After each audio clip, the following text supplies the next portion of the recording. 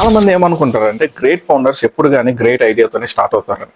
But most of the founders, investors, entrepreneurs ఈ line కి disagree చేస్తారు. వాళ్ళ పాయింట్ ఏంటంటే best founder start with an idea కాదు, ఒక ఎడ్జ్ తో స్టార్ట్ చేస్తారు. ఈఎఫ్ ప్రకారం ఈ ఎడ్జెస్ మెయిన్లీ 3 టైప్స్. ఫస్ట్ వచ్చేసి టెక్ ఎడ్జ్. అంటే టెక్నాలజీ బ్యాక్గ్రౌండ్ లో ఆల్మోస్ట్ అందరికంటే బెటర్ అండర్స్టాండింగ్ ఉన్నాడు. ఫర్ ఎగ్జాంపుల్, మీరు ఇయర్స్ నుంచి AI, cyber security, robotics, Biotech లాంటి ఫీల్డ్స్ లో వర్క్ చేసి ఉంటే అదర్స్ కి కనిపించని పాసిబిలిటీస్ మీకు కనిపిస్తాయి. ఎందుకంటే టెక్నాలజీ యాక్చువల్లీ ఏం చేయగలదో మీకు డీప్ అండర్స్టాండింగ్ ఉంటుంది కాబట్టి. సో ఇక్కడ మీరు ఫస్ట్ ప్రాబ్లమ్ తో స్టార్ట్ చేయరు, ఒక బ్రేక్ త్రూ తో స్టార్ట్ చేస్తారు. అండ్ దెన్ ఆస్క్ ఇది ఎక్కడ వాల్యూ క్రియేట్ చేయగలదు అని. Second, market edge.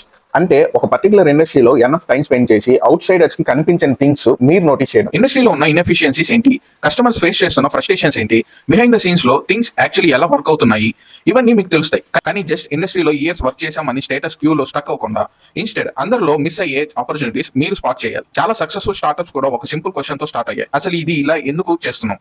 థర్డ్ వచ్చేసి క్యాటలిస్ట్ ఎడ్జ్. ఇది మోస్ట్లీ డిఫరెంట్ గా ఉంటుంది. మీరు టెక్నాలజీ ఎక్స్పెక్ట్ అవ్వాల్సిన అవసరం లేదు, ఇండస్ట్రీ ఎక్స్పెక్ట్ కూడా అవ్వాల్సిన అవసరం లేదు. బట్ థింగ్స్ హ్యాపన్ చేయగలిగే పర్సన్ మీరు. టాలెంట్ ని అట్రాక్ట్ చేయడం, రైట్ పీపుల్ ని ఒక చోటకి తీసుకురావడం, మొమెంటం క్రియేట్ చేయడం, అండ్ మోస్ట్ ఇంపార్టెంట్లీ ఫాస్ట్ గా ఎగ్జిక్యూట్ చేయడం. మేబీ మీకు అరౌండ్ లో డీపర్ టెక్నాలజీ నాలెడ్జ్ ఉన్న పర్సన్స్ కావాలి, ఆర్ ఇండస్ట్రీని మీకంటే బెటర్ గా అండర్స్టాండ్ చేసే పీపుల్ కావాలి.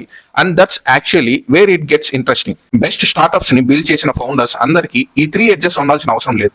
Instead great startups are build by teams that combine these edges.